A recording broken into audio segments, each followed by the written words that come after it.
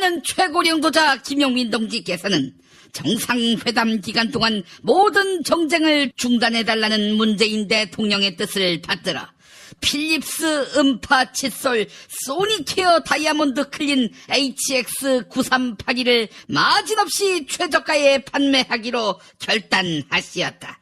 모든 정쟁은 다 입으로부터 비롯되는 법. 북남 정상회담 기간을 국강위생 강조 주간으로 선포함과 동시에 플라그 제거, 잇몸 건강, 치아 미백은 물론 5가지 양치 모드에 더해 유리컵에 올려놓으면 자동으로 충전되는 스마트 기능을 갖추기까지 했으니 필립스 소니케어의 권능은 세세에 널리 찬양받아 마땅할 것이다. 전 인민이 구입할 수 있도록 구국의 세일을 결단하신 김용민 동지께서는 2년간 애프터 서비스가 보장되는 혜택까지 안겨주셨으니 어버이의 사랑과 은덕은 하늘을 종이 삼고 바다를 먹물 삼아도 다 기록할 수가 없을 것이다. 필립스 정품 소니케어를 가장 저렴하게 구입하는 방법은 김용민.com.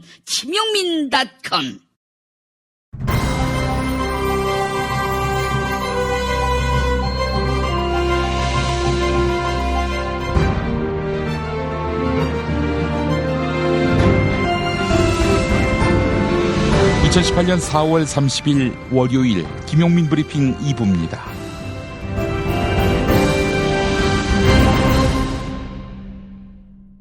오늘 새벽에 나온 종합일간지 헤드라인을 살펴보겠습니다.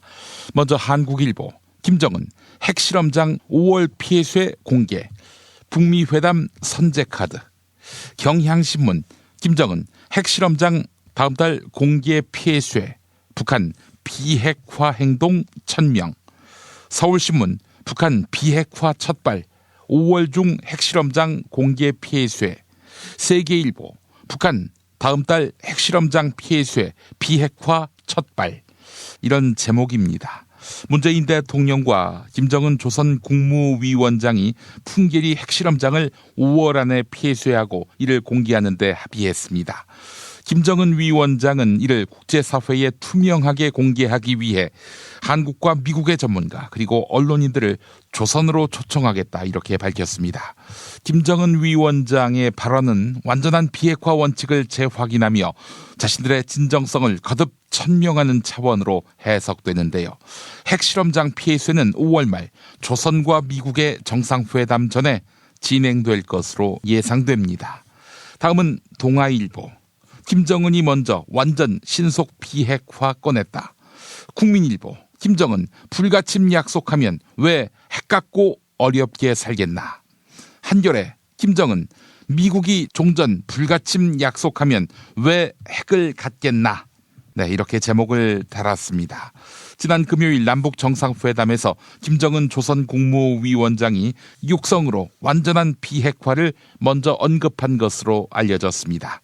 여권 고위 관계자는 이로 인해 판문점 선언문에 완전한 비핵화를 담는 논의가 급물살을 탔다. 이렇게 설명했습니다. 또한 김정은 위원장은 문재인 대통령에게 미국과 신뢰가 쌓이고 종전과 불가침을 약속하면 왜 우리가 핵을 가지고 어렵게 살겠느냐. 이렇게 말했다고 합니다. 미국이 조선의 체제를 보장할 경우 완전한 비핵화를 하겠다는 의지를 직접 밝힌 것입니다. 이번엔 조선일보. 트럼프 잘 되고 있다. 서너 주 내에 김정은과 회담. 마지막으로 중앙일보. 이젠 북미 비핵화 결판 뜨거운 5월. 이런 제목입니다. 다음 달로 예상되는 조선과 미국의 정상회담을 앞두고 한반도 비핵화가 급물살을 타고 있는데요. 이에 대해 도널드 트럼프 미국 대통령은 조선과 일이 잘 풀리고 있다. 내 생각엔 조선과의 회동이 3주 뒤 또는 4주 안으로 열릴 것이다. 이렇게 말했습니다. 이어서 트럼프 대통령은 김정은 위원장이 장난치고 있다고 생각하지 않는다. 정상회담의 목표는 비핵화다. 이렇게 강조했네요. 오늘의 헤드라인 살펴봤습니다. 우리 아이의 읽기 쓰기 말하기의 저자 김보영 아나운서와 함께 뉴스 브리핑으로 돌아오겠습니다. 오늘 녹음 끝나고 한 잔? 술 끊는다며. 새해가 되면 술 끊겠다는 결심들 많이 하시는데요. 네. 쓸데없는 짓 하지 마시고요. 네, 술 친구미 있잖아요. 아니 다들 술자리만 있으면 오라고 난리잖아. 술친금 들고 가야지. 술친금을 그렇게 퍼주니까 부르지. 술친금이 있어야 술자리가 오래 간단 말이야. 내 친구들이 전부 다 술친금 인정했어. 오빠도 한 잔 콜? 그렇다면 가지야. 네이버에 술친금을 검색하세요. 멀쩡합니다, 진짜. 오빠 머리숱이 엄청 풍성해졌는데? 그래? 혹시 퍼프 면적이 커서 빠르고 파워풀하게 머리를 풍성하게 만들어준다던 헤이브로 헤어 파워 쿠션을 써서 그런가? 뭐라고? 아니, 압도적 코팅 원료로 두피를 보호하면서도 머릿속을 꼼꼼하게 채워주고 남자의 자신감도 같이 채워준다는 헤이브로 헤어 파워 쿠션을 썼거든. 응? 헤이브로? 남자의 자신감 1분 안에 채우자. 헤이브로 헤어 파워 쿠션. 포털에서 헤이브로를 검색하세요. 헤이브로. 충남 금산의 넓은 인삼밭. 정성농장을 일군 농부아버지 이정열 씨. 자연은 노력한 만큼 내어준다.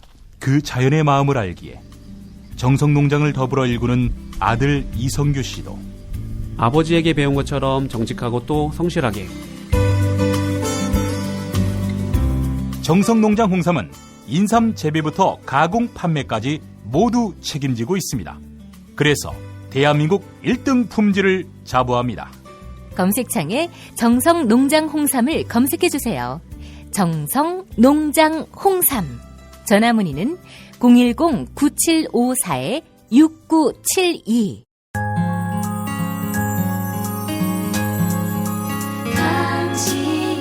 정직한 뉴스 보자관 김용민과 주파수를 맞춘다. 새로운 아침 특별한 선택 김용민의 뉴스 브리핑. 김용민의 뉴스 브리핑. 조선이 5월 안에 풍계리 핵실험장을 폐쇄하고 이를 대외에 공개하기로 했습니다. 조선과 미국의 정상회담 직전에 핵실험장을 선제적으로 폐쇄하고 이를 공개해서 검증에 임하겠다는 의미입니다. 또한 조선은 남측보다 30분 늦던 평양 표준시를 서울 표준시로 통일하기로 했는데요. 남북 정상회담과 관련한 청와대 윤영찬 국민소통수석의 브리핑 들어보시죠. 첫 번째, 북한 핵실험장 폐쇄 대외 공개. 북한 김정은 위원장은 27일 판문점 남측 평화의 집에서 열린 문재인 대통령과의 남북 정상회담에서 북부 핵실험장 폐쇄를 5월 중 실행할 것이라며 이를 국제사회에 투명하게 공개하기 위해 한국과 미국의 전문가와 언론인들을 조만간 북한으로 초청하겠다고 밝혔습니다. 두 번째 발표 내용입니다. 북한 표준시, 서울 표준시의 통일. 김정은 위원장은 서울 표준시보다 30분 늦는 평양 표준시를 서울 표준시에 맞추겠다는 입장을 밝혔습니다. 김 위원장은 이건 같은 표준시를 쓰던 우리 측이 바꾼 것이니 우리가 원래대로 돌아가겠다. 이를 대외적으로 발표해도 좋다고 말했습니다. 한편 그동안의 실험으로 못쓰게 된 풍계리 핵실험장을 폐기하는 것 아니냐 이런 주장도 나오고 있는데요. 이에 대해 김정은 조선노동당 국무위원장은 기존 것보다 더 큰 2개의 갱도가 있다 이렇게 반박했습니다.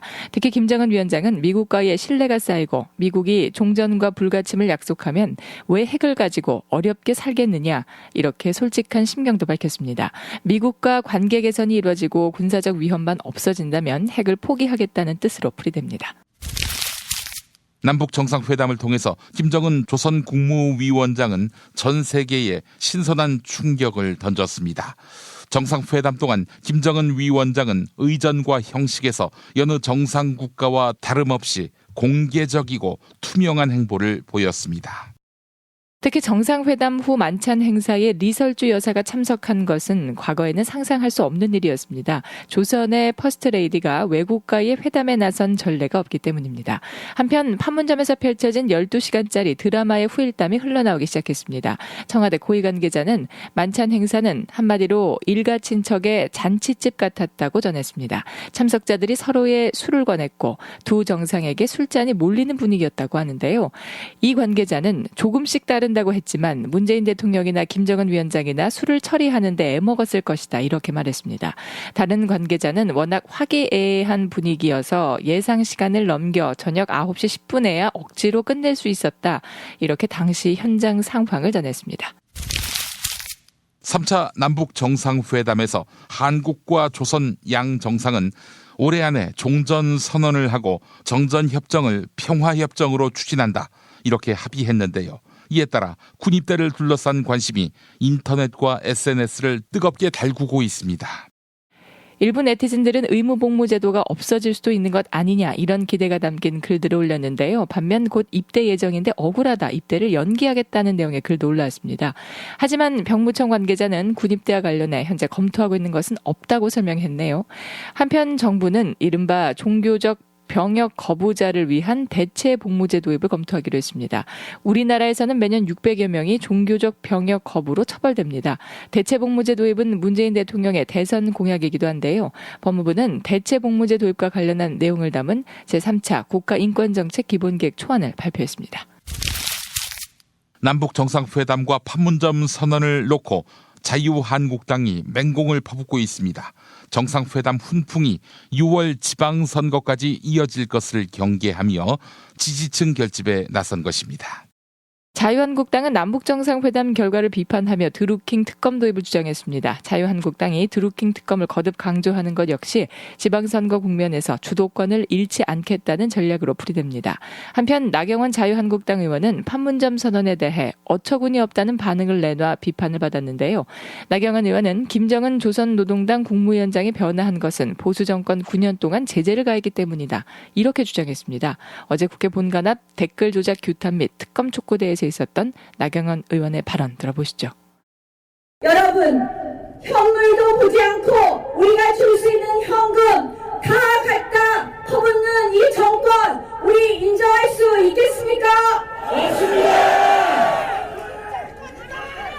여러분, 판문점 선언 그래서 걱정인 것입니다. 우리 보수 정권 9년 동안 국제사회와 끈끈한 공조로 대북 제재로 김정은이 세상 밖으로 나왔습니다. 이 판문점 선언은 한마디로 현물 보지 않고 현찰만 준 이 판문점 선언 국회에 비준한다는 것은 절대로 용납할 수 없다는 말씀을 드립니다.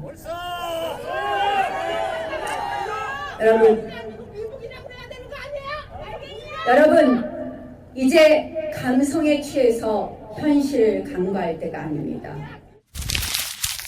땅콩 회항 사건의 가해자 조현아 전 대한항공 부사장이 결혼 8년 만에 이혼 소송에 휘말렸습니다. 조현아 전 부사장의 남편은 이달 초 서울 가정법원에 이혼 및 양육자 지정을 구하는 소송을 냈습니다. 통상 이혼 절차에 진행되는 조정 절차를 거치지 않고 곧바로 소송을 제기했는데요. 조현아 전 부사장은 아직 변호인 선임을 포함해 소송 대응을 위한 절차는 취하지 않은 상태입니다. 이상은 머니투데이 보도였습니다. 갑질 논란과 명품 밀수 그리고 관세 포탈 의혹을 받고 있는 조양호 한진그룹 회장 일가가 증거를 인멸한 정황이 포착됐습니다. 파쇄된 문서가 자택에서 무더기로 나왔고 오래된 귀금속 보증서도 버려졌습니다.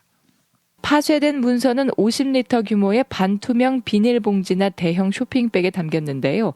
인쇄업계 관계자들에 따르면 파쇄 문서의 규모는 A4 용지 1000장 이상일 것으로 추정됩니다.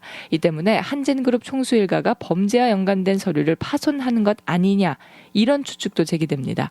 한편 한진그룹 조양호 회장의 부인 이명희 이루재단 이사장의 해외 명품 구입 내역이 담긴 문서가 발견됐습니다. 밀수와 관세 포탈 의혹을 받는 이명희 이사장이 구체적으로 어떤 물건을 면세 한도를 초과해 샀는지가 자세히 적혔는데요. 이명희 이사장의 쇼핑 목록은 대부분 고가의 유럽 명품 브랜드였습니다. 문서에 적힌 고가의 물품들이 정상적인 절차를 밟지 않고 국내로 반입했을 가능성을 배제할 수 없습니다. 또한 이명희 이사장 측이 갑질 피해자들에게 거액을 제시하며 입막음을 하려 했다는 정황이 드러났습니다.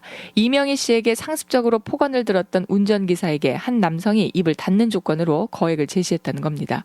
피해 운전기사는 솔직히 좀 흔들렸어요. 금액이 제가 생각한 것보다도 훨씬 많았어요. 이렇게 증언했는데요. 실제로 돈을 주러 온 사람도 있었고 합의금으로 5천만 원을 받았다고 덧붙였습니다. 이런 의혹들에 대해 대한항공 측은 회사와는 무관한 일이라고 밝혔습니다. SBS와 머니투데이 보도 전해드렸습니다. 검찰은 하청업체인 지역센터의 부당노동 행위에 대해 삼성전자 서비스가 개입했는지 여부를 가리기 위해 수사를 벌이고 있는데요. 삼성전자 서비스 지역센터가 한 사무실 안에 노조원과 비노조원의 업무 공간을 분리하는 장벽을 설치했던 것으로 확인됐습니다. 검찰은 2015년 부산 해운대센터가 노조원과 비노조원의 접촉을 차단할 목적으로 사무실에 격벽을 설치했다. 이런 내용의 진술과 증거 자료를 확보했습니다. 또한 센터는 비노조원들에게 노조원과 말도 섞지 마라. 노조에 가입하면 폐업하겠다. 이렇게 밝히며 노조 가입을 방해하고 협박했습니다. 한편 한국경영자총협회가 삼성의 노조 파괴 공작에 깊숙이 개입한 것으로 확인됐습니다. 지난 토요일 한국경영자총협회에 대한 압수수색에서 검찰은 뜻밖의 성과물을 대거 확보했습니다. 삼성 측의 의뢰를 받은 한국경영자총협회가 노조 파괴 공작을 실행해왔음을 보여주는 증거가 쏟아져 나온 겁니다. 실제로 한국경영자총협회는 지난 2013년 지역서비스센터 노조와의 교섭을 대행하는 과정에서 툭하면 결렬을 선언하며 이른바 노조 파괴 마스터 플랜을 실행에 옮겼습니다. 검찰은 이번 주 한국경영자총협회 핵심 관계자와 삼성그룹 임원들을 소환 조사할 계획입니다. MBC와 한국일보 보도 소개해드렸습니다. 5.18 광주 민주화 운동 당시 연행이나 구금된 사람은 3천여 명에 이르는데요. 당시 계엄군에 연행돼 인권 유린을 당한 피해자가 관련자들에 대한 처벌을 요구하고 나섰습니다. 5.18 민주화운동 유공자인 차명숙 씨는 최근 국가기록원에서 1980년 작성된 광주교도소의 재소자 수감 기록을 확인했습니다. 문건에는 교도소 측이 차명숙 씨에게 행한 가혹행위가 적혀 있고 책임자들의 직책과 도장도 찍혀 있습니다. 차명숙 씨는 곤봉으로 두들겨 맞거나 잠을 재우지 않는 것을 포함해 끔찍한 고문을 당했다고 하는데요. 차명숙 씨는 5.18 당시 광주교도소에서 고문과 인권유리를 자행한 자들을 고발하겠다고 밝혔습니다. 김용민 파일. 작년 19대 대선 TV 토론회 당시 유승민 바른정당 후보가 문재인 더불어민주당 후보에게 주적 논란을 제기하고 북한이 주적입니까? 북한이 우리 주적입니까? 주적. 그런 규정은 대통령으로서는 할 일이 아니라고 생각합니다. 아직 대통령 안 되셨으니까. 그래도 대통령이 될 사람이죠. 대통령은 앞으로 남북 관계를 풀어가야 될 사람이에요. 대통령 되시기 전에 우리나라 대한민국 국방부 북방백서에 북한군은 우리 주적이다 이래 나오는데. 국방부로서는 할 일이죠. 그러나 대통령이 할 말은 아니라고 봅니다. 아니 문희보님께서 지금 대통령 벌써 되셨습니까? 그렇게 강요하지 마시죠. 왜냐하면 강요가 아니라 우리 유 후보님도 마찬가지로 대통령이 되시면 남북 간 문제를 풀어가야 될 입장이에요. 필요할 때는 남북 정상회담도 필요한 아닙니다. 것이고 대한민국 정부, 그래서 국방부가 할 일이 있고 대통령이 할 일은 따로 있는 것이죠. 아니 대한민국 정부의 공식 문서에 북한군이 주적이라고 나오는데 대한민국 국군 통수권자가 북한군을 주적이라고 못한다? 그거 말이 되겠습니까? 저는 입장을 밝혔습니다. 아니 주적이라고 말씀 못 하신다는 거죠? 대통령 될 사람이 해야 될 발언은 아니라고 봅니다. 알겠습니다. 문재인 민주당 후보와 홍준표 자유한국당 후보의 토론. 지금 안보 위기인 것은 맞습니까? 그렇죠. 그러면 이명박 박근혜 정권 이 안보 위기에 책임이 있는 거겠죠. DJ 노무현 10년 북의 그 수십억 달러 퍼준 거 그것 때문에 핵개발 자금이 되어서 우리를 위협하는가. 10년을 통치한 정권이 10년을 또 같이 해온 정당이 그 앞에 정권 탓합니까? 그것이 지금 대통령이 될 만한 되려고 하는 사람들이 자세겠습니까? 안보, 남북관계 문제에 있어 확고한 소신을 가진 문재인 후보. 끝내 대통령에 당선되고 1년 뒤 남북정상회담에서 비핵화, 종전 등 놀라운 성과를 거두게 되는데 그간 드루킹 건으로 군부를 지펴왔던 한국당. 이제 정상회담이 끝났으니 드루킹 문제에 다시 집중하자고 집회를 열고 김성태 원내대표. 엊그저께 하루 종일 우리의 눈과 귀를 흘렸던 남북 정상회담도 이제 끝이 난 만큼 다시 우리의 현실로 돌아와야 합니다. 남북 정상회담 하나 벌려놓고 이 모든 의혹과 비리를 어물쩍 덮으려 하고 있습니다. 남북 정상회담으로 국민의 시선을 다른 곳으로 돌려놓고 이 사건들을 이대로 무마해려 하서는 안 될 것입니다. 아무런 성과도 내실도 없는 남북 정상회담에 가려 진실이 왜곡되고 있습니다. 김성태 대표를 섭섭하게 했던 것이 또 있었으니 그것은 제1야당을 쏙 빼고 자기들끼리 평양냉면을 먹은 것. 문재인 정권과 민주당이 자기네들 일당 패거리들만 파주 만찬장에 불러서 자신들만의 잔치를 하고 이제 곧 있으면 옥류관 평양냉면을 먹을 수 있다며 드루킹 댓글 조작은 잊혀진 계절로 내몰라라 하고 있습니다. 하지만 여러분, 옥류관 평양냉면과 드루킹 댓글 조작을 맞바꾸시겠습니까? 단단히 돌아진 김성태 대표. 판문점 선언에 국회 비준은 없다며 큰소리. 김정은에게 아양을 뿌린 그 사람들이 무슨 염치로 남북 정상회담을 국회 비준으로 처리하자는 것입니다. 양심불량도 이런 양심불량이 있을 수가 없습니다. 오로지 소통, 그 절실하다는 초경, 개헌, 국민투표법 다 어디로 갔습니까? 앞말과 뒷말이다는 문재인 정권은 반드시 6.13 성에서 국민 여러분들이 심판해 주십시오. 감사합니다. 다이어트는 결국 먹는 게 문제다! 문제긴 하지. 매끼 식단 챙기기도 번거롭고 빼도 금세 다시 찌고. 아직도 몰라? 비타샵 다이어트를 해봐. 안 그래도 궁금했는데 어떻게 뺀 거야? 몇 개월 한 거야? 몸에는 안 나빠? 물어 뭐래. 비타샵 가봐. 같이 해. 1522-6648 혹은 비타샵을 검색해주세요. 제임스 티스푼과 함께 프리미엄 차 전문몰로 새롭게 단장한 전창걸몰에서 전하는 봄 소식. 얼었던 땅을 뚫고 올라온 새싹의 생명력을 전해주는 새싹 땅콩차. 봄날의 새콤함이 느껴지는 이집트 신의 붉은 유혹 히비스커스차. 부드럽고 따뜻한 봄바람과 같은 중국의 명차 보이차. 맑고 편안함을 선사하는 레몬밤차. 겨울에 무거워진 나의 몸을 가볍게 해주는 레몬마트차까지.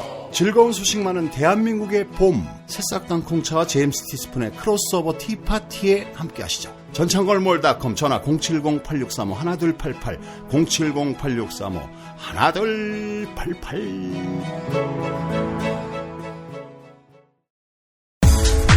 운전자를 위한 꿀팁 7,000원 운전자 보험 카페. 알고 계세요?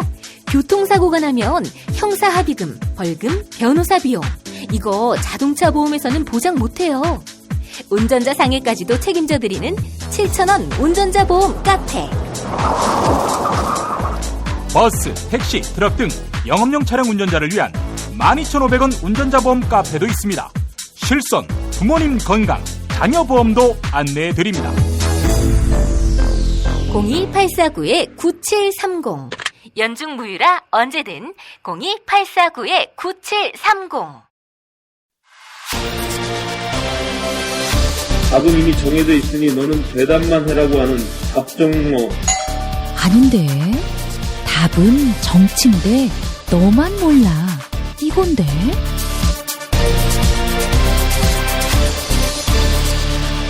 국민보좌관 김성회의 답정너.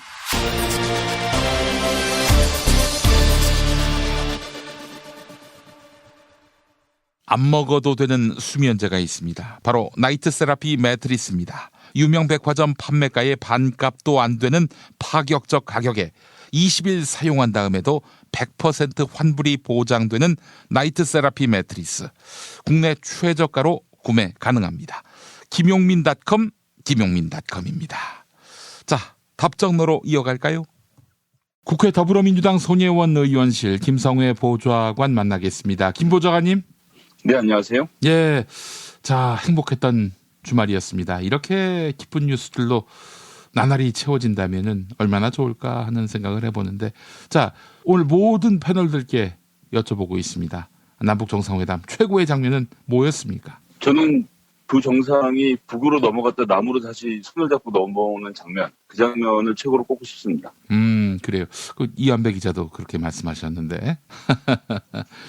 아, 정말 그 군사분계선이 무슨 의미가 있느냐. 이렇게 손쉽게 갔다가 왔다가 할 수 있는 그런 허울뿐이다. 이걸 보여준 거 아니겠어요? 네, 그렇습니다. 무엇보다 이것이 우리들 마음속에 쳐져 있던 선이었다라는 점이 좀 분명해진 것 같고요. 예. 김정은 위원장 매년 신년사를 할 때마다 직접 낭독을 함으로써 이전 지도자들에 비해서 어떤 그 신비감은 없는 상태였긴 했지만 예. 어쨌든 예상 이상으로 훨씬 더 문재인 대통령에게 공손한 태도를 계속 보였고요. 예. 네, 그리고 회의 전반적으로 굉장히 좀 스무스하게 진행을 하고 또 말을 할 때도 굉장히 유티 있게 잘해서 처음으로 김정은 위원장을 접하는 세계인들, 특히 한국인들에게 아주 좋은 인상을 남기지 않았나 그런 생각을 해봅니다. 이 참 저도 나이를 좀 먹었다는 생각이 드는 게 이런 이야기를 하면서 사실 그냥 단순한 감상평을 얘기하는 건데 네. 이거 국가보안법 위반 아닌가? 내가 종북으로 몰리는 거 아닌가? 이런 걱정이 또 되는 걸 보니까 박근혜 이명박 9년 그리고 그 전에 말할 수 없이 긴 세월 동안 반북 이데올로기에 얼마나 시달려왔고 저 자신도 그것을 깨야 된다고 말은 하면서도 실제로 잘한 걸 잘했다고 칭찬하는 것조차도 좀 이 걱정을 하는 모습을 보고 있으니까 좀 부끄럽기도 하고 그렇습니다. 그러니 1989년에 분단을 해체한다면서 북으로 넘어간 문익환 목사가 얼마나 대단한 겁니까? 예, 그건 말할 수 없는 대단한 분이시고, 이제, 우리 문익환 목사님은 그 당시에 성서 중에서도 히브리 성서를 가르치고 히브리어를 가르치는 우리나라 최고의 석학이었지 않습니까? 우리 김영 PD님 더 잘 아실 텐데. 구약 성서, 예. 예. 그래서 원래 변명이 문이꽝이었다고 하죠. 하도 문을 꽝꽝 닫고 다니면서 예. 학생들에게 까칠하게 했다고 해서 그런 별명이 있던 분이 시인이 넘어서 통일의 눈을 뜨고 특히 히브리어 시편을 번역을 하면서 히브리 민중들의 삶과 고통에 대해서 알게 되고 그 과정을 통해서 남북관계에 눈을 뜨게 되고 그래서 직접 방북을 해서 여담이긴 합니다만 항상 이제 그렇게 방북을 하고 북한을 누군가 가서 김일성 주석을 이제 면담하는 자리에는 항상 두 사람이 같이 사진을 찍는데 예. 그때 언제나 김일성 주석이 먼저 팔을 벌려서 상대방을 포옹하고 악수하고 이런 장면들이 연출됐다고 합니다. 근데 이제 문익환 목사님이 역사상 딱 한 명 들어가면서 먼저 팔을 벌려서 김일성 주석을 아는 사람으로 북한 역사에서는 기록을 하고 있더라고요. 그럴 만큼 정말 담대한 행보를 보이셨었고 그런 행동들 하나하나가 남북관계의 해빙에 정말 많은 영향을 끼쳤었고 지금 문재인 대통령의 결단과 그 정치력으로 이만큼 진전을 이루었지만 그 바닥에 깔려있는 그 수많은 선배들의 땀과 노고 역시 잊지 말아야겠다는 생각을 같이 해봤습니다. 전에도 방송에서 몇 차례 말씀을 드렸지만은 문익환 목사 가문이 말이죠. 공산당하고 굉장히 사이가 안 좋았습니다. 만주에 살았을 때 공산당으로부터 모진 핍박을 당했고요. 목사 집안이라고 해서 말이죠. 그 아버지도 목사님이었거든요. 문재린 목사님. 그래서 사실은 쫓겨오다시피 남한으로 내려온 건데 공산당에 대해서 김일성에 대해서 좋은 감정을 가질래야 가질 수가 없는데 원수도 사랑하라는 예수의 가르침을 실현하기 위해서 먼저 가서 팔 벌려서 끌어안았습니다. 그래서 어떻게 김일성을 안을 수 있느냐? 이렇게 지적이 나오니까 문익환 목사의 어머니인 김신묵 권사께서 하신 말씀이 있어요. 목사가 김일성을 끌어안아야지 누가 끌어안느냐. 이 집안은 이길 수가 없어요. 한마디로 얘기했습니다. 예, 그러네요. 정말 대단한 집안이었습니다. 네. 하여간 문익환 목사가 그렇게 분단의 벽을 허물고 벽을 문처럼 여기고 북한을 방문했던 1989년으로부터 거의 30년이 지나서 이제 드디어 남과 북이 평화체제로 갈 길을 정했는데요. 목이 메입니다, 사실. 예, 너무나도 많은 변화가 앞으로도 있을 예정이고, 순간순간이 감동이었는데, 저는 특히나 좀 놀라게 되는 것은 금요일 하루 정상회담에 그치는 것이 아니라 그 뒤로도 계속 후속 보도가 이어지고 있죠. 그래서 어제 같은 경우는 김정일 위원장이 예전에 30분 시간이 이제 평양하고 동경하고 다르다라고 해서 옮겨놨던 시간대를 다시 서울하고 맞추는 작업을 전격 지시했다라는 보도가 나오고 있는데요.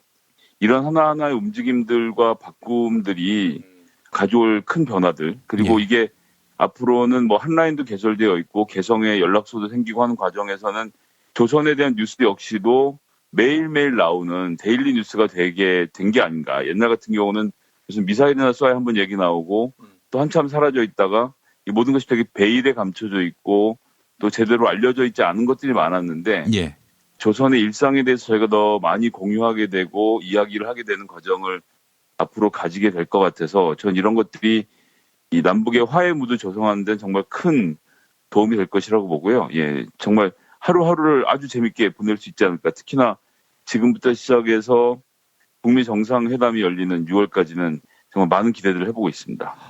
그래요. 참 일단 문재인 대통령의 뚝심, 철학이 있는 이런 남북관계 관리 박수를 보내지 않을 수가 없습니다.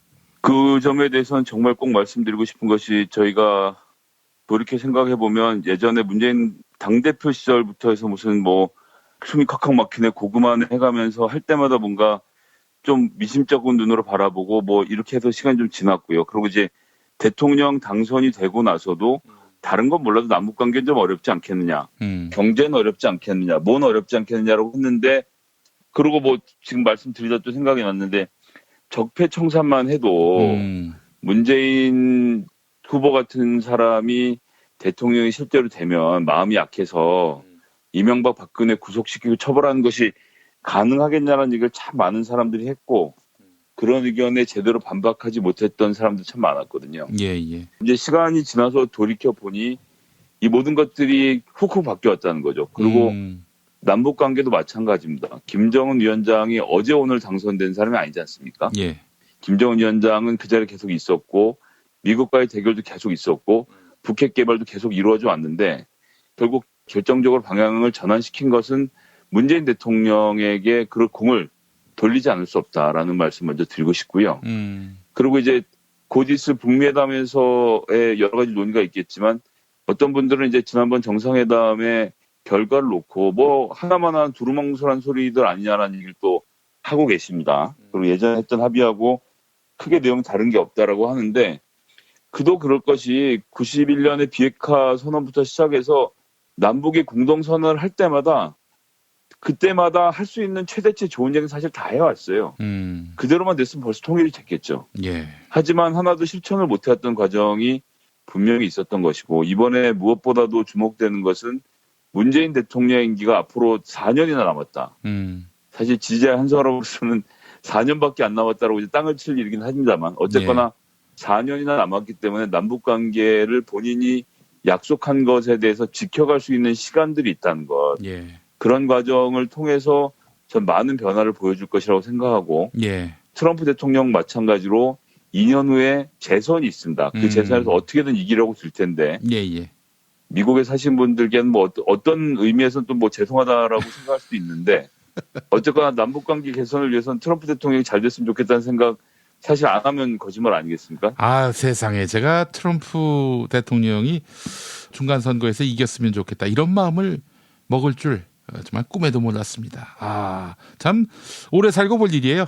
정말 전형적인 우리 동네 집값만 오르면 남이 어떻게 해도 상관없다는 마음이라도 제가 드릴 말씀은 없는데 어쨌거나 트럼프 대통령이 그런 본인의 재선이 걸려있기 때문에 특히나 국제 문제에 있어서 뭔가 업적을 세우고 싶어하는 욕심이 사실 여기 포함되어 있다고 봐야 되거든요. 그러나 여기서 중요한 것은 제가 좀 전에 말씀드렸습니다만 구체적인 비핵화의 과정이나 이런 것들에 대해서 북미 회담 때 얘기가 나오겠지만 지금 눈여겨보셔야 할 것은 지금부터 시작해서 북미 회담이 열리기 전까지의 과정에서 남북한이 조율해서 핵시설에 대한 폐기나 이런 것들을 공개적으로 진행하는 것들이 전 벌어질 것이라고 보고요. 그런 과정들을 지켜보는 것도 의미가 있겠고 그리고 가장 중요하게는 핵 없는 한반도를 만들겠다. 올해 말까지 종전을 선언하겠다라는 두 정상의 약속. 이것이 바로 문재인 대통령이 운전대에 앉아있다는 결정적인 증거라고 저는 생각합니다.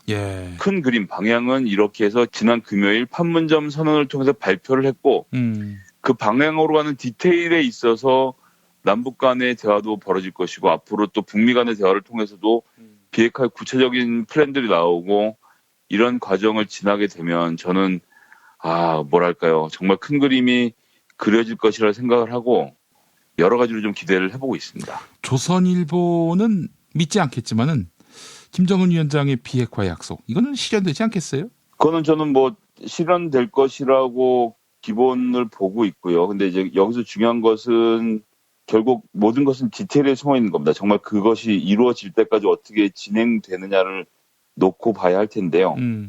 저는 그렇기 때문에 그 디테일에 있어서 문재인 정부가 지금까지 너무나도 잘해왔다. 모든 문제에 있어서 적폐청산도 그렇고 지금 이제 돌이켜보면 그런 여러 가지 과정들에서 그냥 두루뭉술하게 뭘 선언하고 넘어가는 것이 아니라 집요하게 문제를 끝까지 파헤쳤고 그래서 하나하나씩 매듭을 짚고 넘어갔다는 점을 분명히 기억해 주셔야 한다. 그래서 이렇게 뭐 선언만 하면 뭐가 바뀌냐라고 hir난하시는 분들은 똑같은 얘기를 2년 전에 했던 분들이에요. 뭐 저렇게 해갖고 대통령 되겠냐. 대통령 되고 나서 저렇게 해갖고 뭐 적폐청산 하겠냐. 적폐청산 열심히 하니까 저렇게 해갖고 남북 문제 되겠냐. 멀지도 않습니다. 올해 1월에 올림픽이 망할 거라고 예상하는 진보적 지식인들이 얼마나 많았습니까. 이런 것이 문제가 생길 것이다. 저런 것이 문제가 생길 것이다. 북핵에 대해서 보수 진영이고 진보 진영이고 문재인 대통령한테 왜 하나도 해결을 못하냐. 뭐 미국한테 굴종을 한다. 한쪽은 또 미국의 말을 너무 안 듣는다. 뭐 말이 많았지만 결국은 여기까지 뚝심 있게 끌고 온 장면들을 지금까지 지켜봤다면 이 정도 했다면 이 정도 일국의 대통령이 일궈냈다면 잠시라도 대통령의 행보와 함께 해주셔야죠. 특히나 남북 문제는 사실 여야가 없는 문제고 어떻게든 해결하고 넘어가야 할 과제인데 제가 지금까지는 우리 청취자분들, 지지자분들한테 드릴 말씀인데 이런 과제에 대해서 이 자유한국당 홍준표 대표는 지방자치선거만 보고 진짜 말 그대로 발끝만 보고 달리는 사람이라는 걸 보고 있으니까 분통이 터집니다. 저는 항상 말씀드리지만 남북 간의 대화도 중요하지만 여야 간의 대화와 타협, 협상 이런 것들이 국회 정신의 본질이라고 생각하거든요. 자유한국당을 타도의 대상으로 놓고 우리가 정치를 할 수는 없는 겁니다. 그렇죠. 자유한국당 아무리 거지 같고 뭐 저런 것들이랑 무슨 대화를 하나 싶어도 막상 디테일에 들어가서 그 상임위에서 활동하고 이런 과정에서는 자유한국당과의 협상과 협조가 아주 필수불가결한 것인데 그래서 그렇게 해온 측면이 많이 있었는데요. 지금 특히 홍준표 대표의 모습은 참 너무나도 실망스럽고요. 이게 뭐 지지율이 너무 안 나오니까 자기를 이런 순간에도 지켜봐주는 태극기 부대의 입맛에만 맞춘 이런 정치를 하는 것, 뭐 몇 번 말씀드렸습니다만 더불어민주당 당원의 한 사람으로서는 참으로 고마운 일이긴 한데 이 나라 정치를 위해서는 이렇게 해서는 안 되는 거죠. 어제도 이게 뭡니까? 무슨 국민이 납득할 때까지 참고 바른 길을 갈 것이라고 하는데 국민들은 다 이미 납득을 했고 납득 정도입니까? 박수를 보내고 있는데. 박수를 보내고 있고요. 70%가 넘는 국정 지지도가 저는 그것을 증명한다고 생각하고요. 누가 이렇게 하다가 80%, 85% 지지를 받겠다라고 하길래 제가 단호하게 얘기했습니다. 안 된다. 이 이상 지지로 올라가는 것은 안 된다. 왜냐하면요. 그 소위 박근혜가 아무 잘못도 없다고 생각하는 사람들까지 다 동의할 수 있는 대북 정책을 펴서는 절대로 안 됩니다. 여기서 저 보수 세력에게 뭔가를 양보하고 그 사람들이 솔깃해할 만한 얘기들을 한다든지 뭐 비핵화를 하기로 했으니까 주석공에 우리가 사찰을 들어가자. 이런 주장 지금 홍준표 대표가 할 수도 있다는 생각이 저는 드는 지경인데 그런 것에 동의를 받아내서 우리가 지지율을 더 올릴 필요가 있겠는가. 저는 지금 충분하다고 생각합니다. 국정 운영을 하고 드라이브를 거는 데 있어서 지금의 국민들의 열과 성을 다한 지지는 전 이 정도면 충분하다고 생각하고 지금 가장 바른 길, 알맞은 길을 가고 있다. 그렇기 때문에 문재인 정부가 이 상황에서 흔들리지 말고 남북관계를 계속 개선해 나갔으면 좋겠고요. 근데 뭐 자유한국당은 정말 미치겠는 게 이제는 상대해야 될 것이 민주당만 있는 것이 아니라 북한에서 나온 뉴스까지도 신경 써야 되는 입장이 돼버린 겁니다. 비핵화를 안 하면 아무런 소용이 없다고 큰 소리 빵 쳤는데 그쪽에서는 지금 5월부터 벌써 공개적으로 핵시설에 대한 폐기를 들어가겠다라고 하는 거 아닙니까? 저거 말만 저러지 실제로 할지 안 할지 누가 알 게 뭐냐라고 하는데 한국에 있는 전문가들과 언론들을 초청해서 공개적으로 폐기하는 절차를 밟으면 어떻게 할 겁니까 이제. 전 자유한국당 자체 미래가 없다고 생각합니다. 말씀드렸지만 자유한국당을 대체할 수 있는 새로운 보수정당이 출연을 해서 진보와 보수가 함께 겨루고 머리를 맞대고 협상해가는 정치를 해가야 하지만 어쨌든 자유한국당은 그 대상은 아니라고 생각을 하는데요. 정두원 전 의원도 그런 말씀하더라고요. 이런 식의 색깔론에 의존하는 보수 정치는 이번 지방선거와 함께 정리될 것이다. 보수가 새 출발해야지 언제까지 그런 낡은 프레임 갖고 정치를 하려 드느냐 이런 지적을 했는데 자기들도 알고 있을 거예요. 이건 아니다 싶은 거를. 제가 보기에는 이렇게 해서 기본세를 다지고 다음번 총선에서 어떻게든 한번 뒤집어 보겠다는 생각이 기본적으로 하나 있는 것이고요. 지금 보기엔 이제 더 큰 건 뭐냐 하면 사실은 남북관계라는 게 아무리 문재인 대통령이 잘하려고 해도 북한이 틀면 틀어지는 일입니다. 그렇기 때문에 지금 홍준표 대표가 신락 같은 희망을 갖고 있는 것은 한 방에 뒤집는 것. 즉 북이 다시 핵실험을 시작하거나 미사일 쏘기만을 간절하게 바라고 있을 것입니다. 그러니까 이게 도박인 거죠. 확률은 매우 낮지만 어차피 지는 건데 어차피 지는 판이면 5%라도 다른 쪽에 걸어보겠다라고 생각을 하고 색깔론과 반복 대결에 올인을 하고 있는 건데 저는 뭐 모든 도박 중독자들의 말로가 그렇지만 망할 거라고 봅니다. 한편 이런 생각이 들어요. 노무현 대통령의 2007년 14선언 얼마나 훌륭했습니까? 지금도 그 14선언은 연구 대상이에요. 정말 남과 북의 실효성 있는 경제협력에 대안은 무엇인가. 이건 진짜 역사적인 그런 선언이면서 디테일에 있어서도 조금 더 하자가 없는 그런 선언인데 근데 이제 그게 사실상 뭐 유명무실해진 거 아닙니까? 곧바로 대선이 있었고 이명박한테 정권이 넘어가면서 크게 빛을 보지 못했고 대부분 실천되지 못했어요. 그래서 저는 이거 보면서 노무현 대통령의 14선언 그 훌륭함에도 불구하고 사장된 것은 노무현 대통령에게는 현재 문재인 대통령이 보유하고 있는 지지율이 없었기 때문이다. 이런 생각이 들면서 결국 이제 이번 4.27 판문점 선언이 실효성을 가지게 하면 문재인 대통령의 높은 지지율이 계속 유지돼야 한다라는 그런 이야기가 가능하지 않겠습니까? 예, 그렇습니다. 말씀드렸던 대로 가장 결정적인 차이는 지금 말씀하신 것처럼 지지율과 그리고 앞으로 남은 4년입니다. 문재인 대통령이 어쨌거나 앞으로 4년 동안 계속 국정을 운영해 갈 것이고 그러는 과정에서 남북 문제를 하나씩 해결해가는 것에 보답으로 지지율이 또 유지가 될 것이고 전 이것이 서로 상호 보완적인 역할을 할 것이라고 보거든요. 그런 과정을 통해서 남북 간의 평화를 정착하는 일을 문재인 대통령이 지금 계획하고 있는 대로 이뤄간다면 정말 역사의 길이 남을 대통령이 될 것이라고 생각합니다. 지금까지 너무나도 잘해왔고 전 앞으로도 계속 그렇게 해갈 것이라고 생각하기 때문에 제가 뭐 초반에 약간 흥분해서 말씀드렸습니다만 지지자분들이 이제는 진짜 조금은 믿고 함께 지지해주고 좀 묵묵하게 따라줄 필요가 있지 않겠는가. 1월에 평창올림픽을 망치면 어떡하나라고 걱정스러운 눈으로 문재인 정부를 바라보던 우리들을 다시 한번 전 돌이켜 생각했으면 좋겠고요.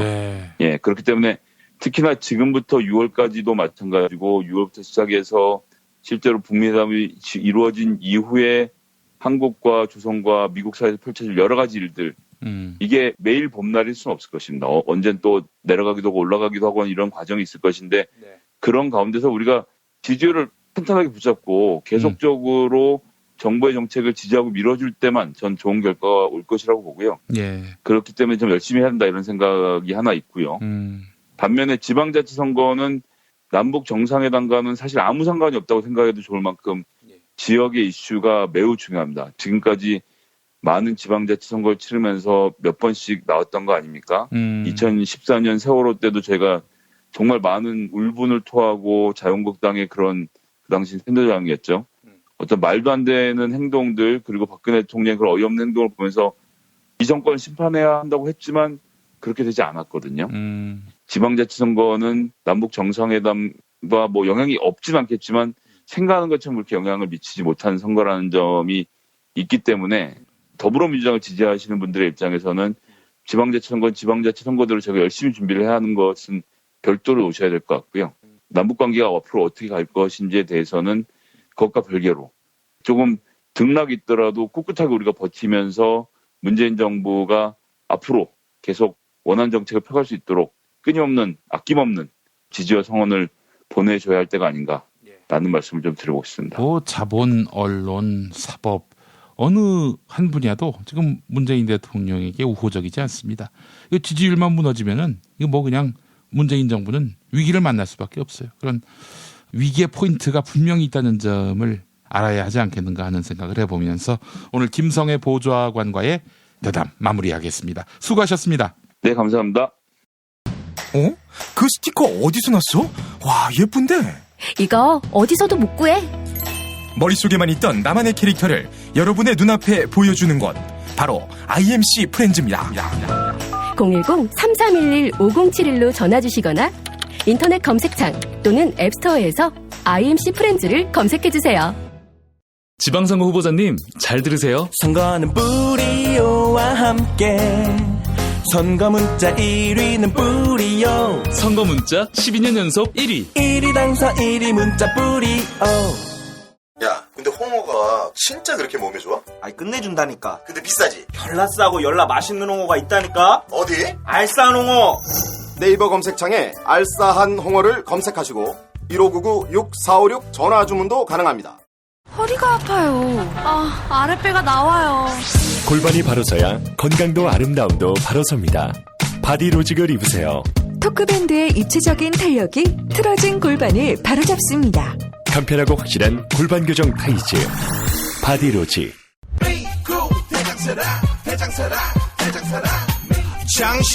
장실 굿모닝 화장실 바나 굿모닝 바나나. 이건 제가 써보니까 효과가 있는 것 같아요. 판촉물이나 단체 선물이 필요할 때 이왕이면 우리 편 회사 네피아를 찾아주세요. 인터넷 검색창에 네피아를 치시거나 032-519-4800으로 전화주시면 친절하게 상담해드립니다. 그런데 상품은 뭔가요?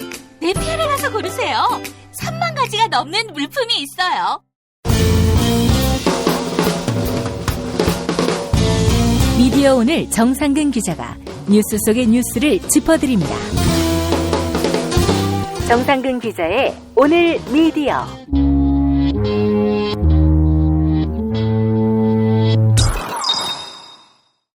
미디어 오늘 정상근 기자 함께하겠습니다. 정 기자님. 네, 안녕하십니까. 자, 오늘 어떤 이야기 준비하셨습니까?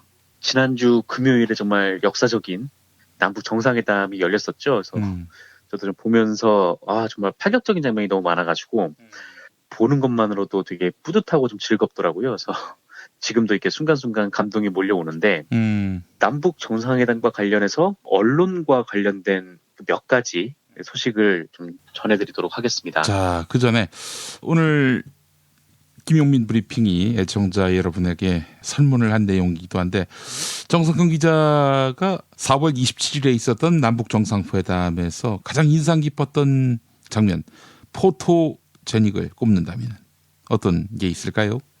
여러 가지가 있던 것 같은데 두 정상이 휴전선을 사이에 두고 왔다 갔다 했던 장면도 되게 인상 깊었는데 제가 봤을 때 좀 가장 인상 깊었던 장면은 김정숙 여사하고 그 리설주 여사가 처음 만났을 때 두 사람의 옷이 맞춰 입은 거 아닌가 싶은 생각이 들 정도로 색 대비가 굉장히 좋더라고요. 네, 드레스 코드가 파스텔 톤으로 두 분 다 이렇게 맞춰 입고 오셨는지 어쨌든 그래서 두 분이 이렇게 손을 잡고 올라오는 장면이 뒤에서 찍은 사진이 있었던데 그게 좀 기억에 남는 것 같습니다. 그것도 상당히 이채로웠는데 감동을 받은 장면이 단지 드레스 코드 뿐이었습니까? 만찬 장면 먹는 거 냉면 모습하고요. 아이고 참 우리 소고기가 한 3점밖에 없었다는 거. 꼽으려면요 엄청나게 많죠. 예. 그렇습니다. 알겠습니다. 아, 전 또 그 벤치에서 마셨던 차, 그 차가 또 탐이 나더라고요. 예. 그것도 뭔가 이런 말이 좀 그렇지만 만약에 이게 드라마였으면 굉장히 좋은 장면이었을 것 같은 그런 모습이기 때문에. 아니, 뭐 벤치에서 데워놨는 거 말고 그 위에 그 주전부리 있는 거, 그게 참 인상적이었다는 얘기입니다. 네, 그렇습니다. 우린 다른 거에 감동받지 않고요. 먹는 거에만 우리가 감동을 받습니다. 네, 그렇습니다. 자, 그래요. 이 남북 정상회담과 관련해서 재뿌리는 언론이 있었던 모양이죠? 네, 조선일보가 역시나 이번에도 좀 재를 뿌렸는데 일단 그 말씀을 드리기 전에 방송사 관련돼서 짧게 한 말씀만 좀 드릴게요. 예. 방송사들이 27일 날 이 하루 종일 특집 방송을 편성을 했었잖아요. 그만큼 엄청난 일이기도 하니까요. 중계를 하듯이 해설을 하기도 하고 또 전문가 분들을 초청을 해서 대담을 하기도 하고 이렇게 다양한 구성을 보여줬었는데 이것도 일종의 이제 경쟁이니까요. 이 보도 경쟁이니까 요 시청자 수 조사 결과가 나온 게 있어서 요거를 말씀을 먼저 드리겠습니다. 예. 27일 그러니까 각 방송사의 메인 뉴스를 기준으로요. 이 수도권에서 몇 명이 시청을 했을까? 그러니까 시청자 수를 조사를 한 결과인데요. 예. 1위는 KBS 9시 뉴스 103만 명의 시청자를 불러 모았고요. 시청률 뭐 몇 % 이 정도가 아니라 구체적인 사람 수까지 이렇게 추산이 된 겁니까? 네, 이게 뭐 저는 문과에서 잘 모르겠지만 어쨌든 뭐 이렇게 시청률하고 막 이게 뭐 그런 거 뭐 계산을 하는 그런 방법이 있나 봐요. 그래서 시청자 수를 환하는 건데 예. KBS 9시 뉴스가 103만 명이 나왔다고 합니다. 그리고 2위는 JTBC 뉴스룸 82만 명을 모았다고 하고요. 예. 그리고 3위가 MBC 뉴스데스크였어요. 예. 75만 명을 불렀는데 이 JTBC를 바짝 따라 붙은 것 같고요. 예. 그리고 4위가 SBS 8시 뉴스 57만 명이었습니다. 이게 좀 더 재밌는 거는 20세에서 49세까지 이 젊은 층 시청자 수를 대상으로 하면 이게 순위가 바뀌어버립니다. 그거 매우 중요합니다. 예, 왜냐면은 20세에서 49세까지 이 젊은 층이 대체로 이렇게 구매를 주도를 하는 층이에요. 소비층이라고 하죠. 그렇죠. 네, 그러니까 광고를 내면 효과가 가장 좋은 층이 바로 이 층이거든요. 그렇습니다. 이 젊은 층이 무엇을 가장 많이 받느냐라고 따졌을 때 1위가 JTBC 뉴스룸이었습니다. 네, 39만 명으로 1위였고요. 예. 그리고 2위가 MBC 뉴스데스크. 네, 이 34만 명으로 2위를 차지했습니다. 1등이 KBS인데 KBS는 1, 2위에 포함이 안 됐다는 얘기입니까? 그렇죠. 이제 KBS는 1, 2위에 포함이 안 됐고 3위를 기록을 했어요. 3위. 네. 2위 뉴스데스크가 34만 명 아니었습니까? 예. 근데 3위인 KBS는 24만 명, 그러니까 10만 명이나 떨어지죠. 예. 그리고 4위 SBS는 22만 명. SBS와 KBS가 큰 차이가 안 나는 그런 좀 모습이었는데 젊은 분들은 JTBC나 MBC를 많이 봤고 반면에 KBS는 노년층이 많이 봤다는 얘기죠. 저 김용민은 SBS를 봤다는 점을 우리 SBS 사장님께 말씀을 드리는 바입니다. 저도 SBS 라디오를 많이 들었다는 점을 그렇죠. 우리 SBS CP님께 러브 FM, 파워 FM 고정 출연자인 정상근 기자. 그렇습니다. 우리는 SBS 봤습니다. 네, 그렇습니다. MBC나 KBS도 볼 의향이 있습니다. 불러만 준다면요. 예, 알겠습니다. 네. 그리고 이 온라인만 딱 따져보면요. 방송이 아니라 그러니까 유튜브나 페이스북을 통해서도 중계가 이루어졌죠. 지금까지 나온 거는 말하자면은 공중전파, 뭐 케이블이나 지상파를 통해서 본 시청자 수를 말하는 거였군요. 그렇습니다. 이제 TV로 나오는 거고 이제 말씀드릴 거는 온라인인데. 온라인으로. 네네. 온라인은 이게 하도 방송이 길어가지고 어느 시점을 딱 정할 수가 없어서. 일단 남북 정상끼리 만나기 직전인 오전 9시경 아마 한 방송사를 틀어놓으신 분들이 쭉 가시는 경향이 좀 있을 거예요.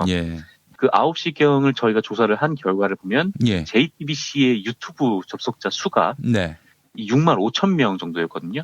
가장 뭐 많을 때는 10만 명이 이제 훌쩍 넘어갔다라고 해요. 근데 오전 9시경에는 6만 5천 명이었는데 같은 시간에 MBC가 12,000명, 그리고 SBS가 5,500여 명, 그리고 KBS가 2,000여 명 정도 수준이었습니다. 그러니까 지상파를 다 합쳐도 JTBC의 반도 안 되는 기록을 낸 거예요. 그만큼 그동안 JTBC가 뭐 유튜브랑 좀 친화적으로 그 뉴스룸이 끝나면은 또 다른 유튜브에서 온라인에서 방송하는 게 또 있지 않았습니까? 예. 그런 식의 방송을 하면서 온라인 공간에서 영역을 좀 많이 확보를 한 것 같다. 네, 그런 생각이 좀 듭니다. 아, 그렇군요. 역시 그 JTBC가 하루아침에 모은 시청자가 아니네요. 한마디로 얘기해서. 네, 그렇죠. 아무래도 이명박 박근혜 정부를 쭉 거치면서 뭐 물론 JTBC도 이명박 정부 때 막 토끼 인터뷰하고 막 그러긴 했지만 처음에는 그랬죠. 손석희 오기 전에. 그렇죠. 이제 뭐 손석희 사장이 오고 난 이후에 사실 뭐 지상파들이 정권에 장악이 돼 있는 상황이었기 때문에 많은 이제 젊은 분들이 볼 수 있는 데가 JTBC밖에 사실상 없었고 그래서 그게 한번 굳어진 시청 습관이 좀 남아 있는 거죠. 예. 요새 또 보면 또 이 MBC나 SBS가 좀 따라붙는 모습을 가끔씩 보이기도 해요. 네. 이런 걸 보면 또 공영방송도 제자리로 돌아왔구나. 그래서 저희 시청자들의 선택의 폭이 꽤나 넓어지고 있구나. 네. 그런 긍정적인 신호도 읽을 수 있습니다. 정상근 기자가 지금까지 소개해준 매체 중에 TV조선은 전혀 포함이 안 돼 있습니다. 네, 아예 조사를 안 한 것 같은데요. 순위에 못 낀다는 얘기죠, 한마디로. 그렇죠. 뭐 채널 A도 그렇고 TV조선도 그렇고 뭐 순위 안에 뭐 끼기가 어려운 좀 그런 수준이죠. 그래요. 뭐 그래도 크게 뭐 개의치 않는 분위기라면 할 말이 없습니다만은 그런 식으로 젊은 시청자들한테 외면받아서 5년, 10년, 20년 존속할 수 있겠어요? 그렇죠. 뭐 그렇다고 해서 지금 TV조선 같은 경우에는 워낙 노년층 시청자들이 많기 때문에 이 노년층을 포기하고 젊은 층으로 간다라고 하면은 젊은 층에서는 그냥 우스갯거리가 되고 예. 이 노년층의 시청자는 또 떠나버리고 또 이런 상황이 또 될 수도 있죠. 방송계의 실버타운 우리 TV조선 그 얘기를 꼭 하고 싶네요. 예, 그래요. 그 TV조선의 모 회사인 조선일보의 남북 정상회담을 바라보는 시각 상당히 궁금한데요. 네, 예상은 다 하시겠지만 뭐 역시나인데요. 일단 27일 날 정상회담이 있었으니까 이 소식이 28일자 신문에 대대적으로 보도가 됐죠. 예. 그래서 28일자 이 전국 단위 조간신문의 헤드라인을 간단하게 좀 읽어드리겠습니다. 예. 일단 경향신문입니다. 핵 없는 한반도 동행이 시작됐다. 국민일보 전쟁은 없다. 완전한 비핵화 선언. 동아일보 완전한 비핵화 문을 열다. 서울신문 한반도 전쟁 없다. 완전한 비핵화 올해 종전. 세계일보 완전한 비핵화로 핵 없는 한반도 명문화. 중앙일보 완전한 비핵화 한발 내딛다. 한겨레 더 이상 전쟁은 없다. 판문점 선언. 한국일보 한반도 완전한 비핵화 첫 명문화. 이런 분위기입니다. 이게 정상이지. 그렇죠. 이게 대체로 뭐 완전한 비핵화가 담겼고 그거에 대해서 큰 의미를 부여하는 이런 관측인데 예. 제가 읽지 않은 단 하나의 언론사 조선일보죠. 조선일보의 제목은 이렇습니다. 예. 한반도 완전한 비핵화. 우는 뗐다. 아, 진짜 대단하죠, 얘네들. 예. 야, 이렇게 치졸하게 폄하를 하고 말이죠. 예. 우는 뗐다. 이게 뭐 제대로 뭐 된 게 아니다라는 거잖아요. 네, 그렇죠. 예. 얘네들은 한반도가 통일이 돼도 뭐 비핵화 우는 뗐다 뭐 이러고 있을 것 같아요. 그렇죠. 이렇게 조선일보가 이 우는 뗐다 이렇게 평가를 한 이유는 간단합니다. 그러니까 완전한 비핵화라는 말이 언급이 됐는데 구체적인 이행 방안하고 그다음에 시기 등은 선언문에 포함되지 않았다라는 거예요. 아니, 여기서 다 합의해버리면은 미국하고 뭔 합의를 합니까? 그렇죠. 이거는 정말 누가 봐도 약간 좀 비핵화랑 종전선언이 살짝 이제 뭉뚱그려 나온 거는 이게 북미 정상회담에서 트럼프가 먹을 게 있어야 되는 거잖아요. 그렇죠. 다 그렇게 해석을 하고 있는데 예. 하여튼 계속 뭐 왔다 갔다 해요. 뭐 완전한 비핵화를 이미 한다고 사실은 그렇게 얘기를 한 건데 그러니까 완전한 비핵화 안에 모든 게 다 포함되어 있는 거 아닙니까? 예, 근데 예. 무슨 이행 방안을 내놓으라고 하는 건지도 모르겠고 또 시기를 또 어떻게 못 박으라는 건지 잘 모르겠어요. 그래서 아마 얘네는 막 구체적 방안 그리고 시기까지 거기 포함돼 있었으면은 뭐 북한 믿을 수 없다 뭐 이러고 있었겠죠. 예.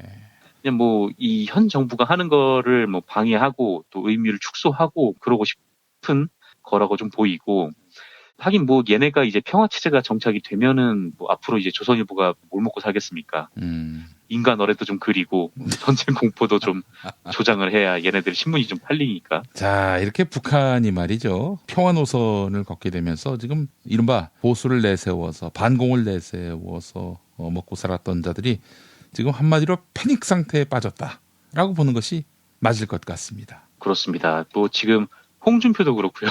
그리고 나경원도 그 쓸데없는 얘기에다 괜히 페북에서 욕을 먹고. 지금 어찌할지 모르는 거예요, 지금. 이 상황에서 우리가 어떻게 말하자면은 스탠스를 취해야 하는 것인지 이 지금 스스로 답을 못 찾고 있어요. 그러니까 엉뚱한 얘기를 지금 했었는 거 아니겠어요? 계속 그냥 뭐 남북 관계가 어떻게 진전만 하면 그냥 맨날 비핵화 얘기만 했는데 이게 완전한 비핵화라는 게 정확히 딱 담겨버리니까 사실 뭐 할 말이 없는 거죠. 할 말이 그렇죠. 없는데. 예. 근데 어떤 식으로든 막 이거를 이리 꼬고 저리 꼬고 하는 건데 이 조선일보에서도 그 팔면봉이라는 코너가 있어요. 그렇죠. 그러니까 뭐 짧은 글 한마디 뭐 이런 식으로 뭐 총평 같은 거를 남기는 코너인데 이게 항상 일면에 있거든요. 예. 근데 여기에 또 보면은 이렇게 적혀 있습니다. 북핵 폐기 기대 속 11년 만에 치른 남북 정상회담. 정작 김정은에게선 왜 비핵화 한마디 들을 수 없는지. 김정은이 비핵화 얘기를 하지 않았다라는 거죠. 비핵화라는 표현이 담긴 선언문을 문재인 대통령이 읽었는데 김정은이 읽지 않았다. 이거 갖고 지금 투정 부리는 거 아닙니까? 그렇죠. 근데 합의문에 써 있잖아요. 김정은이 사인도 했고요. 아니, 그러니까 이 미친놈들 진짜 이거 진짜 완전히 또라이들도 이런 또라이들이 다 있나 하는 생각이 듭니다. 예. 그리고 그 팔면봉 밑에 또 하나의 그 한 줄 총평이 있는데 이런 내용도 있어요. 남북 정상회담 날 천안함 연평도 유족 차마 TV 볼 수 없었다. 어제 한국에서 그들은 국민이 아니었음. 이런 표현도 있습니다. 그러니까 뭐 유족들의 뭐 그런 심경이 뭐 이해가 안 가는 건 아닌데 조선일보 지네가 뭔데 니네가 뭔데 뭐 한국에서 뭐 그들이 국민이 아니었네 막 이런 얘기를 하는지 잘 모르겠더라고요. 제가 봤을 때 27일 날 국민이 아니었던 사람은 홍준표하고 조선일보밖에 없는 것 같아요. 그래서 모두가 이제 다 이제 남북 정상회담이 성공적으로 이뤄지길 기원을 했으니까요. 문재인 대통령 정부가 천안함 유족들을 뭐 우습게 알았다든지 뭐 홀대했다든지 뭐 그런 것도 없는데 그냥 억지로 끼워 맞춰가지고 천안함 유족들 가슴에 대못을 박은 것처럼 아니 그러면 그런 식으로 얘기하면은 북한하고 아무런 합의도 하지 말아야 되겠네요. 아니 사실 군사적 대치 상황 때문에 벌어진 분단 현실 속에서 천안함 사건을 이용해 먹은 자들이 누굽니까? 아니 지금 이런 식으로 해가지고 천안함 유족들의 입장을 헤아리는 식으로 하자면은 남북 대화 영원히 하지 말아야죠. 안 그렇습니까? 그럼요. 그렇게 따지면은 이 박근혜도 6.25로 인해서 이제 피해를 받은 분들에게 그 사람들을 국민으로 취급을 안 했다는 거잖아요. 이 논리대로. 그런 셈이네요. 북한 가서 김정일 만나기 전에 저 가슴이 뛰었다. 뭐 이런 식으로 그렇죠. 이제 책에 썼으니 자서전에서 또 엄청나게 또 띄워놓기도 했죠. 조선일보가 좀 이렇게 얘기를 하는데 이 마지막으로 좀 조선일보 사설도 짚어보겠습니다. 제목이 이렇습니다. 북핵은 미북에 넘기고 얘네는 꼭 북미가 아니라 미북이라고 하더라고요. 그렇죠. 어쨌든 제목은 북핵은 미북에 넘기고 대북 지원 앞세운 남북 정상회담. 이게 제목입니다. 처음에는 이렇게 정상회담에 대해서 긍정적 요인들을 쭉 얘기를 하다가 금방 이제 바뀌는데 이처럼 긍정적인 요소들이 있는 반면 북핵 폐기에 대해선 정말 깊은 논의가 있었는지조차 의문스러울 정도로 빈약한 내용만이 합의문에 담겼다. 이번 회담은 오로지 북핵 폐기를 위해 열린 회담이었다. 누구나 그렇게 기대했다. 북핵 폐기가 되지 않으면 무엇을 합의해도 아무 소용이 없기 때문이다. 그런데 막상 나온 합의문을 보니 비핵화 문제는 마치 마지못한 장식용처럼 맨 마지막 항에 단 3문장으로 들어가 있다. 분량 면에서도 전체 합의문의 10분의 1도 안 된다. 몸통은 잘 보이지 않고 꼬리가 요란한 합의문이라고 해도 과언이 아니다. 이렇게 주장을 하는데 진짜 웃기는 개소리죠 이거. 북핵 문제가 마지막 항에 뭐 3문장으로 뭐 들어가 있다고 얘기를 하는데 뭐 그 앞에는 계속 이 한반도에서 어떻게 평화를 유지할까에 대한 얘기가 쫙 나와 있어요. 오히려 그 대북 지원을 뭐 이렇게 하겠다 뭐 이런 내용은 좀 없었습니다. 무슨 대북 지원을 앞세우는 건지는 잘 모르겠는데 그리고 이 사설에는 또 이런 내용도 있습니다. 정작 김정은은 핵과 관련된 어떤 발언도 단 한마디도 하지 않았다. 김정은이 정말 비핵화라는 전략적 결단을 내렸다면 전 세계가 지켜보는 가운데 왜 본인 입으로 분명한 의사를 밝히지 못하나. 핵 폐기와 관련한 구체적 조치는 미북 정상회담 몫으로 남겨두더라도 이 좋은 기회에 5,100만 한국민과 국제사회를 향해 비핵화하겠다는 선언적인 육성 한마디도 남길 수 없었나. 야, 트럼프 만나서 할 테니까 걱정하지 마라. 아유, 이 새끼들 하여튼 오지랖 보면은 진짜. 그런 것도 있고 이 전 세계가 지켜보는 가운데 합의문에 서명을 했잖아요. 그리고 결정적으로 북한 언론이 비핵화라는 표현을 수도 없이 써가면서 이번 합의 내용에 대해서 충실하게 보도하고 있잖아요. 그리고 김정은 위원장 조선일보에 사설이 실리고 그 다음에 행복이 납니다마는 북핵 실험장 이걸 공개하겠다는 거 아니겠어요? 폐쇄하고. 맞아요. 어제 윤영찬 수석이 발표를 했었죠. 또 윤영찬 수석이 발표했으니까 이건 인정 못하겠네. 김정은의 육성이 아니면은 다 인정을 못해. 인정을 못해 절대. 또 만약에 그렇게 육성으로 얘기하면은 다음엔 또 진정성이 없다고 할 거예요. 네, 맞아요. 그러려면은 천안함과 연평도에 대한 사과가 먼저다 아마 이렇게 나올 것 같은데 계속 이렇게 꼬투리만 이렇게 잡는 거죠. 예.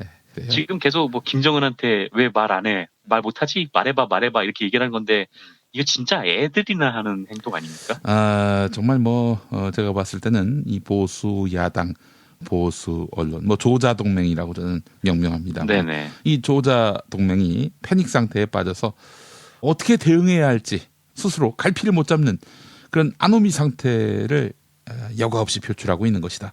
이렇게 봐야 할 것 같습니다. 네, 그러면은 그냥 가만히 있는 게 더 나을 때도 있는데. 그렇죠. 절대 가만히 있지 못하는 거죠. 뭐라도 얘기를 해야 돼요. 왜냐하면은 자기들 지지하는 사람들을 향해서 메시지를 전달하지 않고 아노미 상태에 빠졌다? 그러면 이제 더 장사 못하지. 안보 장사, 분단 장사. 이거 하다 보니까 정말 말 같지도 않은 얘기를 계속 사설에서 쏟아냈는데 마지막이 진짜 좀 웃기더라고요. 예. 그러니까 이런 얘기예요. 그러니까 합의문에는 비핵화보다 경협과 교류가 더 먼저, 더 많이 나온다. 합의문에 14선언 합의 사업들을 적극적으로 추진해 나간다고 돼 있다. 당시 통일부가 추산한 14선언 이행 필요 금액만 14조 3천억 원이었다. 실제로는 그 몇 배가 들어갈 것이다. 100조 원 이상 들어갈 것이라는 전문가들도 있었다. 이런 엄청난 대북 지원은 국민적 동의가 있어야 하고 그것도 북핵이 완전히 없어진 뒤에야 가능한 것이다. 그렇다면 합의문에 최소한 비핵화를 전제로 한다는 취지라도 담았어야 했다라고 마지막에 이제 마무리를 하는데 14조였군요. 14조. 아니 저 4대강보다 낫네. 그러니까요. 이 4대강 강바닥 파고 있을 때 조선일보 얘네들이 지금 뭐라고 했나 좀 그런 생각이 좀 들더라고요. 아니 4대강 때는 제가 봤을 땐 양비론 양시론 그렇게 해서 뭉쳤던 것 같은데 아니 이거는 실효성이 있고 또 실형이 옮겼을 경우에 최소한 평화라는 부수 효과가 올 수 있다는 점에서 얼마나 유익한 사업입니까? 근데 그 14조는 아깝고 강바닥에다 다 갖다 버린 20조는 안 아깝다는 얘기입니까? 그러니까요. 네. 이게 사실상 남과 북에 끊어진 도로와 철도를 연결해서 다닐 수 있게 되면은 그거는 우리한테도 엄청나게 좋은 일 아니겠습니까? 예. 경제적 이득이 있을 수도 있고요. 네. 근데 참 이런 식으로 이렇게 계속 되도 않는 얘기를 하면서 이 성과를 지금 폄하를 하고 있는데 아까 말씀하신 대로 정말 28일자 이 조선일보 신문을 보면서 이 편집국의 멘탈 붕괴가 저한테도 막 느껴지기만 하더라고요. 네, 그래요. 오늘자에는 어떤 헛소리가 실릴지 한번 또 주목해 보도록 하겠습니다. 네, 그렇습니다. 예, 자 정상근 기자님 오늘 말씀 잘 들었습니다. 네, 감사합니다.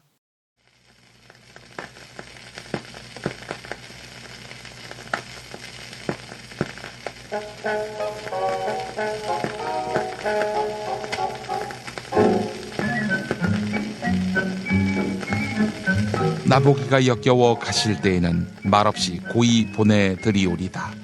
영변의 약산 진달래 아름따다 가실 길에 뿌리오리다. 네, 잘 아시죠? 김소월의 진달래꽃 일부입니다. 영변의 약산이 등장하죠. 이 영변은 핵무기 제조 공장이 됐습니다. 그러다가 2008년 6월 27일 조선이 비핵화 의지를 밝히기 위해 영변 원자로의 냉각탑을 폭파했습니다. 그런데 그 냉각탑은 빈 껍데기 상태였습니다. 조선의 비핵화 의지를 의심하게 만들기도 했는데요. 김정은 조선 국무위원장은 어제 풍계리 핵실험장을 폐쇄하겠다 이렇게 밝혔습니다. 가동 중인 핵무기 공장을 없앤다는 말. 네, 그래서 영변의 경우와 무게가 다릅니다. 이번 폐쇄가 한반도 평화의 신호가 될 수 있기를 기원합니다. 마야의 진달래꽃 일부입니다.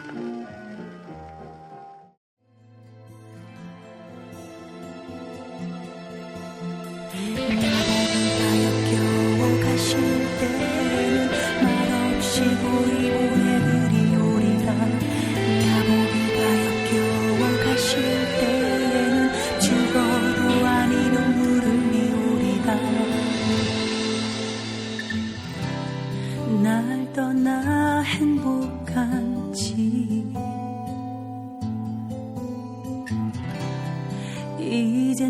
그대 아닌지 그댈 바라보며 살아온 내가 그녀 뒤에 가렸는지 사랑 그 아픔이 너무 커 숨을 쉴 수가 없어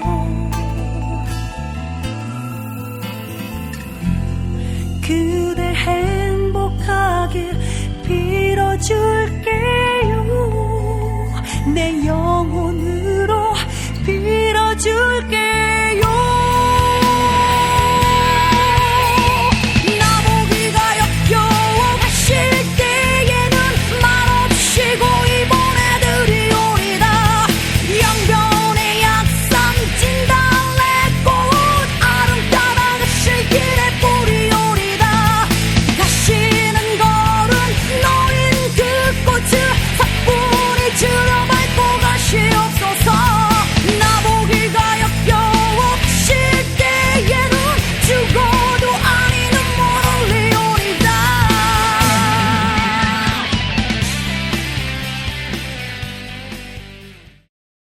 네, PPL 타임 홍준표입니다.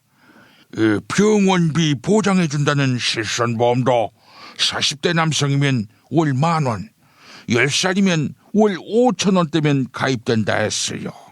이게 다가 아니지. 보험료 비싸서 가입하기 힘든 치아보험도 40세 여성 기준 월 20,000원이라 했어요. 포털 사이트 다음에서 7,000원 운전자 보험 검색하세요. 당뇨, 고혈압도 가입할 수 있는 실손보험까지 있어요. 전화번호 016-360-0689 016-360-0689 밤 9시까지. 이 김정은이가 평화협정까지 맺으면 어쩌지? 그래서 선거에서 망하면 누가 책임지지? 이런 보험 상품 안 만드나? 최경환입니다. 이 골반 척추 바로잡고 싶다면 바디로직 구매 후기 볼까요? 허리가 많이 아파서 매일 물리치료 다녔습니다. 물리치료사 선생님이 허리 보호대를 착용하라고 권하시는데 김용민 브리핑에서 듣던 바디로직이 생각나서 인터넷 구매했습니다. 봄이 돼서 농사일을 시작하고 아침 9시부터 저녁 7시까지 종일 걸음 푸는 일을 했습니다. 아마 바디로직을 입지 않았다면 저녁에는 걷지도 못했을 것입니다. 이틀 동안 입고 했는데 허리가 달랐습니다. 힘도 생기고 일한 후의 통증은 훨씬 덜합니다. 몸 쓰시는 일을 하시는 분들 적극 추천합니다. 여기까지인데요. 농사에도 좋고 또 자식 농사에도 좋습니다. 바디로직, 이 몸이 유연해야 이 자식 농사도 가능하겠죠. 안 그렇습니까? 검색창에서 바디로직 이회창입니다. 정성농장 홍삼 섭취 후기 읽어보겠습니다. 조모 씨, 지인분께 소개받아서 정땡장보다 좋다는 정성농장 홍삼정 2병을 구매했습니다. 함께 보내주신 홍삼액도 이전에 다른 곳에서 사 먹었던 것보다 훨씬 진하고 정말 정성 들인 흔적이 느껴졌습니다. 그래서 저도 열심히 지인들에게 홍보 중입니다. 네, 그리고 또 다른 사연이 왔습니다. 이분은 누구시지? 읽어볼까요? 이번에 정성농장 홍삼 먹고 1997년 그때 깜짝 놀랄 젊은 후보로 돌아가겠습니다. 그리고 이회창 같은 고릴라를 이기겠습니다. 아니 이름이 뭐? 아니 이 씨발 새끼. 아니 일단 애송이가 정성농장 홍삼 먹는다고 깜짝 놀랄 후보가 되나? 근데 그 새끼가 정말 회춘하면 어떡하지? 박근혜입니다. 스티커나 문구 제품 만들 때는 IMC 프렌즈지요. 주문 생산과 디자인 상담 문의도 받습니다. 쇼핑몰 사이트 주문 생산 코너에 정말 다양한 제품이 있습니다. 직접 생산된 상품도 팔고 있습니다. 박근혜를 석방하라, 박근혜 재산 넘보지 마라, 뭐 이런 스티커도 마음껏 만들 수 있습니다. 문의는 인터넷 검색창에 IMC 프렌즈를 검색하시거나 전화 010-3311-5071, 010-3311-5071로 해주시기 바랍니다. 유인태입니다. 땅콩 새싹에는 항암, 항산화, 노화 억제 효과가 있는 레스베라트롤이 땅콩 종자보다 약 90배, 적 포도주보다는 약 180배 정도가 많이 함유돼 있다고 하더라고. 피로 회복, 자양 강장, 숙취 해소, 집중력이 강화되고, 전립선,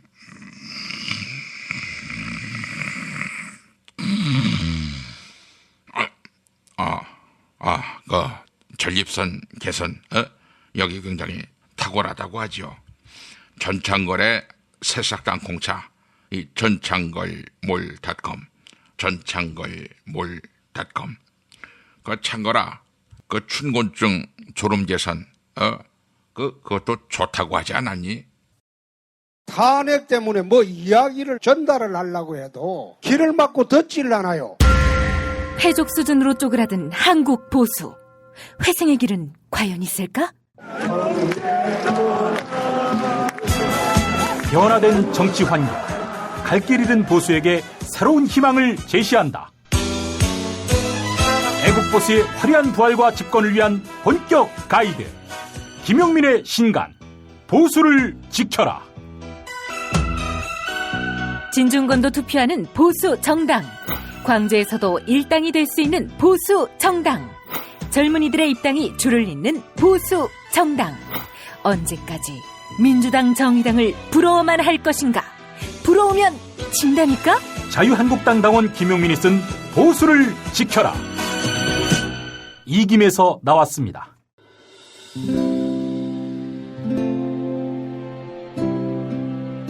그러니까 목사님은 우리 남북 관계에 있어서도 큰 정기를 마련해 주셨습니다. 늦봄 문익환 목사 탄생 100주년. 민주화와 통일운동을 위해 11년 4개월간 옥고를 마다하지 않은 행동하는 양심. 오늘 우리가 누리고 있는 이 민주주의 또 문익환 목사님 덕분이 아주 큽니다. 그가 24년 동안 살았던 서울 강북구 인수복로 통일의 집이 6월 1일 문익환 통일의 집 박물관으로 거듭납니다.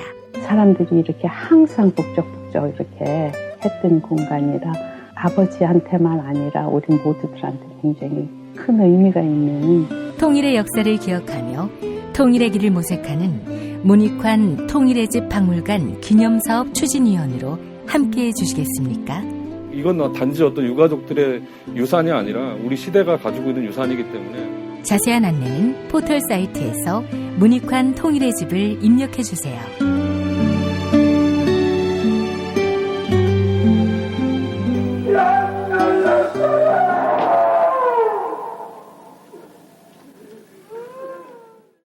도올 김용옥 선생의 마가복음 강해로 여러분을 초대합니다.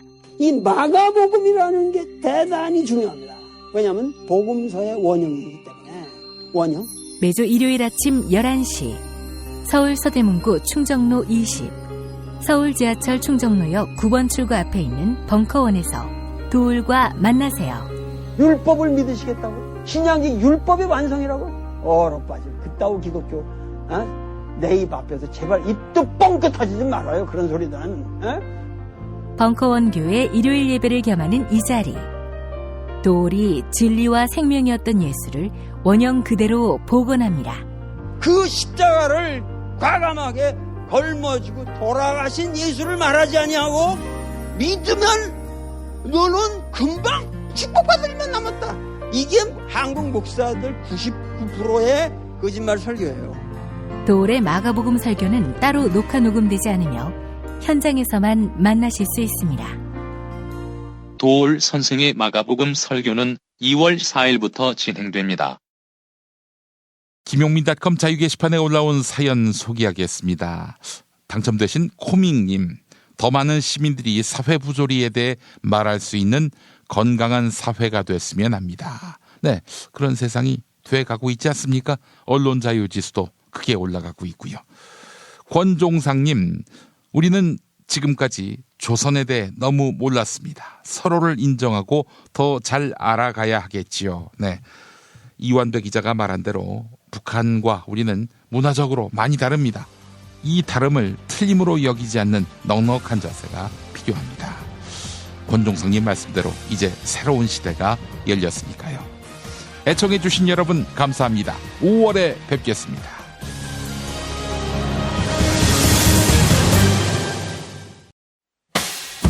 김용민 브리핑과 함께한 시간 어떠셨어요?